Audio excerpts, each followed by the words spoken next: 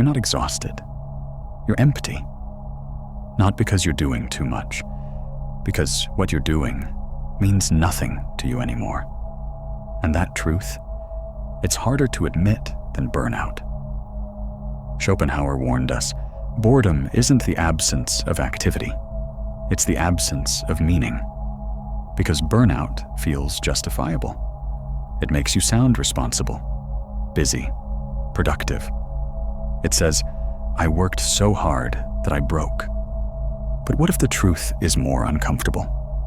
What if you didn't break from overwork, but from underfulfillment? What if the tasks that drain you aren't heavy, just hollow? Most people think they're drowning in responsibilities, but they're really suffocating in meaninglessness. You don't collapse at the end of the day because you gave too much, but because what you gave it to gave you nothing back. You're not burnt out from the weight of your life. You're numb from the absence of anything that makes it worth carrying. And in this silence, in this tiredness that doesn't go away with sleep, boredom begins to whisper. A quiet, dangerous kind of boredom. Not the kind that shows up on a slow Sunday afternoon, but the kind that makes your skin crawl at the thought of doing it all again tomorrow. The kind of boredom that makes you look in the mirror and wonder, is this all there is? You tell yourself you just need rest, a break, a change of pace. But what if what you really need is a change of self? Arthur Schopenhauer believed that boredom wasn't trivial. He saw it as existential despair in disguise, because boredom doesn't come from doing nothing. It comes from not being aligned with anything. It's not that you're tired. It's that you've been busy avoiding the real question. Do you even care about the life you're living? Boredom isn't harmless.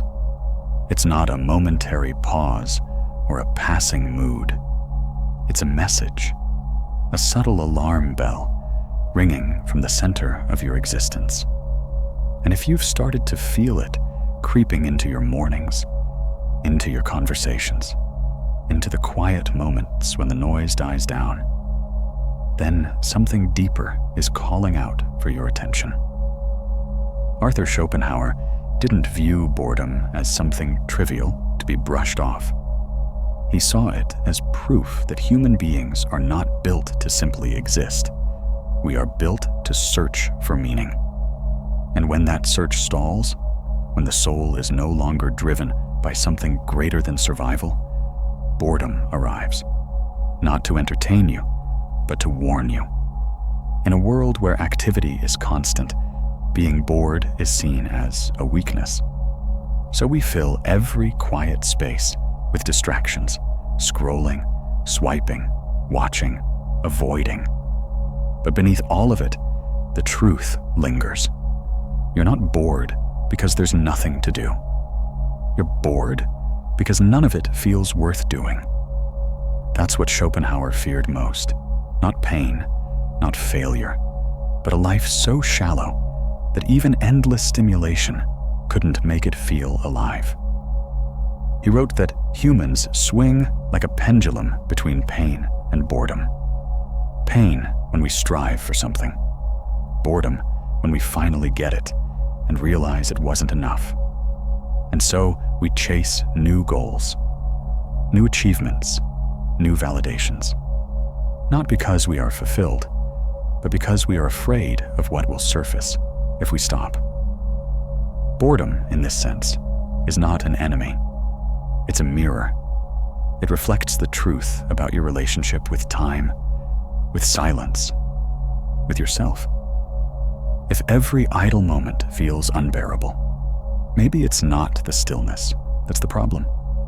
Maybe it's the fact that when the noise stops, you're left alone with a version of yourself you barely recognize. That's why this chapter matters. Because the real danger isn't that you're bored. The danger is that you've learned to live with it, to normalize it, to call it burnout, to treat it with temporary fixes when it's really your inner life starving for substance. And that's exactly what Schopenhauer wanted us to face. Not to avoid the void, but to look directly into it and ask, what have I done with the life I've been given? You're not lazy. You're disconnected. That hollow feeling that follows you through your routines, it's not from a lack of ambition. It's from a lack of alignment. You're doing what you're supposed to do. You're checking the boxes, showing up, responding on time, doing all the things that make life look functional from the outside. But inside, there's a silence that no noise can drown out. A subtle ache that says, something's missing, and I don't know what. Most people mistake this for tiredness, but fatigue fades with rest. This doesn't.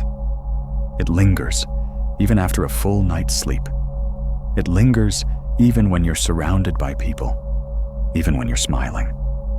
And that's because it's not about rest. It's about resonance. You're moving through a life that doesn't reflect who you are. And every step you take that's not your own creates distance from your passions, your purpose, your presence. This is the epidemic no one talks about. Not overwork, but overcompromise. You've traded your curiosity for consistency, your creativity for stability, your wonder for predictability. And now, you're left with a life that functions, but doesn't fulfill. And the worst part? You've been told that's normal, that being drained is just part of being an adult, that dreams are for children, that meaning is a luxury. So you numb, you distract, you scroll through other people's lives, hoping something sparks. But deep down, you know the truth. Your life doesn't feel empty because it's missing something external. It feels empty because you've been absent from it, not physically, but spiritually. You've become a ghost inside your own story. And ghosts don't get tired. They fade. You weren't born to function. You were born to feel, to explore, to create. And the part of you that aches isn't broken. It's buried beneath the routines, beneath the noise, beneath the version of yourself you've had to perform just to survive. So if your life feels empty, it's not because you've failed. It's because something real inside you is trying to wake up. And the question now is, will you answer it? Or keep pretending that the ache is just another side effect of a busy schedule? When was the last time you sat in silence and didn't reach for your phone? When was the last time you felt boredom without trying to kill it with a screen, a sound, a scroll? The truth is, we don't allow ourselves to feel empty anymore, because stillness, once a space for imagination, has become a space we run from. Not because it hurts, but because it reveals. And what it reveals is terrifying. Just how long you've gone without really being here. In the past, boredom sparked creativity. It forced the mind to wander, to invent, to reflect. But today, boredom feels like failure, because we've trained ourselves to respond to even the smallest pause with stimulation. You get in line, open your phone. You wait for someone, open your phone. You sit with yourself, open your phone. But each of those tiny escapes chips away at your ability to be present with your own experience. Each one teaches your brain, discomfort is dangerous, silence is wrong, introspection is avoidable. And so, life becomes fragmented. No moment is allowed to unfold. No thought is given the chance to deepen. You live on the surface of everything, always distracted, always reacting, never truly arriving. And the worst part? You begin to mistake this overstimulation for actual living. You confuse noise with meaning, activity with purpose, notifications with connection. But deep down, your soul knows. It knows that all of this, every swipe, every scroll, every short-lived high, is just a way to avoid being still long enough to feel what's really going on inside.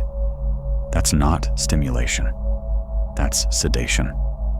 And the longer you stay sedated, the harder it becomes to hear the quiet truths trying to reach you. Boredom isn't your enemy. It's your gateway.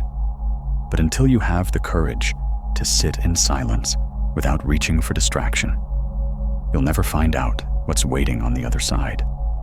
And it might be the very thing you've been trying to remember. You. What if boredom isn't something to fix, but something to feel? What if the void you keep running from isn't a void at all, but a doorway? Schopenhauer didn't see nothingness as meaningless. He saw it as the space where meaning begins, the absence that demands presence, the silence that demands awareness. He believed that life, by default, contains suffering, not because we are flawed, but because we are conscious. And to be conscious is to crave meaning, not comfort, not pleasure, but meaning. And when life lacks it, we don't just feel bored, we feel disoriented, disconnected, like passengers in our own story. That's why boredom stings. It's not a surface-level feeling. It's the friction between your soul and your surroundings, the aching tension between who you are and the version of you you're performing. Most people don't understand this.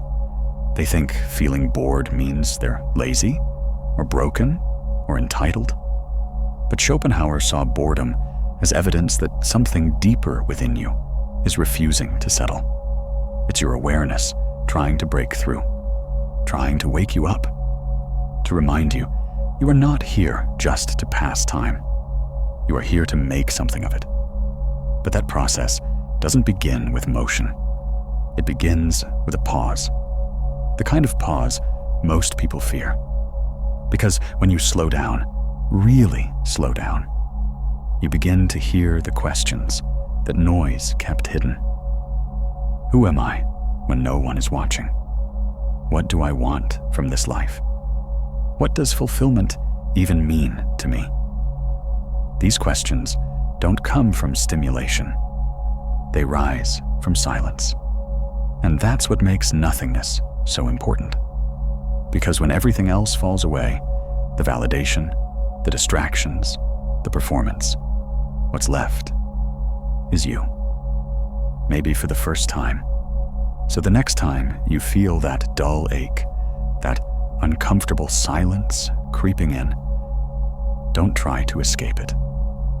Sit with it. Let it open up. Let it stretch out into all the places you've been afraid to look. Because that silence is not empty. It's full of answers.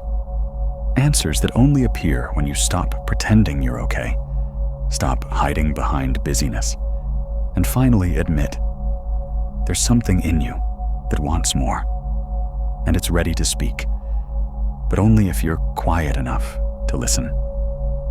There's a moment, quiet, unspoken, when the illusion cracks.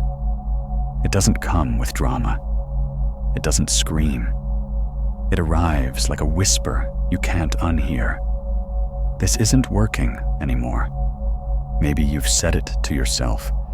Maybe you've buried it. But once it surfaces, it doesn't go back, because you're not fulfilled. And deep down, you know it. The scariest part? It's not that you're failing. It's that you're succeeding at something that doesn't matter to you. You're doing everything right. You're productive. You're reliable. You're doing what's expected. But the reward feels hollow, and no one else sees it. You smile, you show up, you post, you perform. But when you're alone, really alone, you feel it. That invisible weight, that silent panic that asks, what if this is all there is? You've probably told yourself, I just need to push through. But it's not resistance you're pushing through. It's disconnection. You've drifted so far from your own truth that you barely recognize the life you're leading. And what hurts most isn't the pace. It's the pointlessness. You're not too weak to keep going. You're too awake to pretend it still matters. That's the quiet terror. Not a breakdown, not an explosion, just a slow, internal unraveling of a life that no longer fits. But here's the thing. This moment is sacred, because what feels like the end is often the beginning of asking harder questions, of no longer settling, of refusing to betray yourself for appearances. If you're feeling this, really feeling it, don't run, don't shrink, don't dismiss it. Sit with it. Let it tell you what you've outgrown. Let it reveal what you can't pretend to love anymore. Because only by admitting you're not fulfilled can you ever begin to discover what fulfillment actually looks like. This is the moment most people avoid. But if you're here now, maybe it's because something inside you is finally ready to stop pretending. What if boredom isn't weakness, but wisdom? What if that restless feeling isn't something to get rid of, but something to listen to? Most people treat boredom like a glitch, an error in the system, something to patch, escape, numb. But boredom is not the enemy. It's a signal. It's the soul knocking, asking, is this it? And the answer you give shapes your entire life. You could keep scrolling. You could keep distracting. Or you could stop and finally realize what boredom really is. The birthplace of your power. Because power doesn't start with more things to do. It starts with the courage to question why you're doing them in the first place. When you sit in boredom without running from it, something begins to happen. Your real thoughts rise. Your suppressed truths float up. You begin to see the patterns you've been stuck in. You see how much of your life has been about filling time instead of living it. And that's where transformation begins. Not with a motivational speech, not with a productivity hack, but with an uncomfortable pause. The kind of pause that demands a new answer. What do I want? What matters to me? What am I no longer willing to do just to feel busy? These aren't easy questions. They strip you bare, but they also set you free. Because when you face your boredom with honesty, you reclaim something you forgot you had. Choice. The choice to stop living on autopilot. The choice to create instead of consume. The choice to feel your life instead of just managing it. Schopenhauer may have been a pessimist, but he gave us a hidden gift. The insight that life's emptiness doesn't have to be feared. It can be filled. Not with noise, not with fake goals, but with something that actually belongs to you. So don't run from boredom. Walk into it and let it show you what you've been avoiding. You're not broken. You're not behind.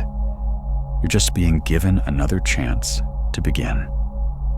And this time, you get to build a life that doesn't need to be escaped. This time, you get to mean it.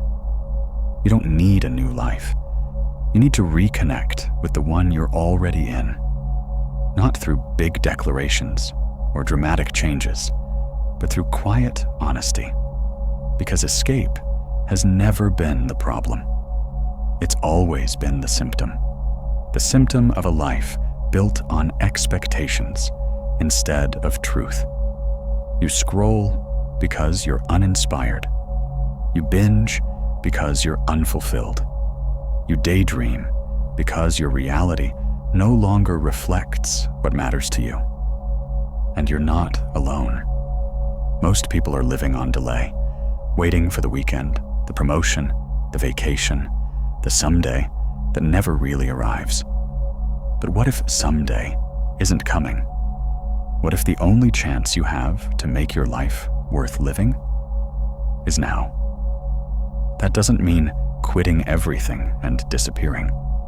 It means returning to presence, returning to small moments, returning to yourself.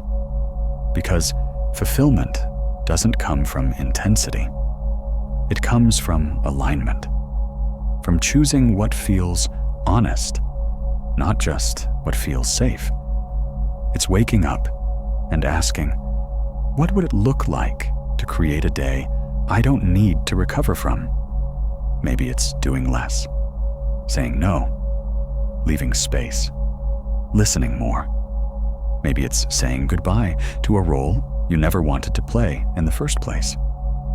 The truth is, you don't need a life filled with grand achievements. You need a life that feels real. A life where your energy isn't wasted maintaining a mask. A life where your goals actually reflect your values, not just your fears. And the path to that kind of life doesn't start with a to-do list. It starts with a question. Where did I lose myself? Because the moment you ask that, honestly, you begin to return. One choice at a time, one pause at a time, one truth at a time. The goal isn't to create a perfect life. It's to create one that feels like yours. So stop trying to escape and start listening. Your peace isn't out there waiting to be earned. It's already within you, waiting to be reclaimed. People say they want change, but when change knocks, they hide. Not because they're lazy, not because they lack discipline, but because deep down, they know real change costs something. Not money, not time, but identity. To change in a meaningful way, you have to let go of the version of yourself that survived, but never truly lived. And that's terrifying. Comfort is familiar, predictable, safe. Even when it's draining, even when it's empty, it still feels easier than stepping into the unknown. Because change doesn't just ask for action. It demands truth. It forces you to confront what you've avoided. The relationship that's numb, the job that's lifeless, the routines that keep you small. And the moment you begin to shift, the world around you reacts. People notice. Some drift away. Some try to pull you back. Not because they're cruel, but because your evolution exposes their stagnation. And that creates friction. Suddenly, you're not just changing, you're disrupting. You're no longer playing the role others depended on. You're no longer available in the same way. And that, for some, feels like betrayal. But here's the secret. You can't evolve and stay liked by everyone. You can't heal and remain familiar. If you want a life that's honest, you have to be willing to be misunderstood, to walk alone, to lose things you once thought were essential. So ask yourself this: are you willing to disappoint others in order to stop disappointing yourself? Because that's the real threshold. Not effort, not willpower, but the courage to stop negotiating your truth, If you're ready to cross that line, say it out loud, in writing, in the comments. I am ready to be misunderstood. If it means I finally get to be free. This isn't a breakdown. It's a becoming. What you're feeling, this stillness, this boredom, this sense that something needs to change, is not the end. It's the beginning of who you really are. Most people think transformation comes with noise, with momentum, with big steps forward. But more often, it begins in the quiet. The kind of quiet that makes you uncomfortable. The kind that forces you to sit still long enough to feel everything you've been avoiding. Boredom isn't emptiness. It's incubation. A space where the old identity starts to fall apart and something new starts to take shape. But it doesn't happen fast. And it doesn't happen loud. It happens slowly, like a fog lifting. You start to see what no longer fits. You start to realize which parts of your life were built to impress others, not express yourself. You start to feel, sometimes painfully, what you've been missing, yourself. This is the point most people turn back. They mistake the discomfort for failure, but it's not failure. It's friction, the kind that always comes when you stop being who the world expects and start becoming who you were meant to be. Don't rush it. Don't numb it. Let the silence do its work. Let the boredom clear the space where your real self can emerge. There's nothing wrong with you. You're just finally waking up. You're shedding. You're stepping into a new level of awareness. And yes, it may be lonely. Yes, it may be hard to explain. But this boredom you feel is not a void. It's a mirror. And what's reflected there, that's the version of you that's been waiting. The one who no longer wants to pretend. The one who's ready to live fully, honestly, finally. You've begun to remember who you are. But there's still something hiding in the dark. Something deeper than boredom. Something most people never face. Because it's buried in the part of themselves they've been taught to deny. And if you want to become whole, if you want real freedom, then you'll have to go there. Watch the next video, Why Most People Are Not Real, Carl Jung's Shadow Theory. It's not just important, it's necessary.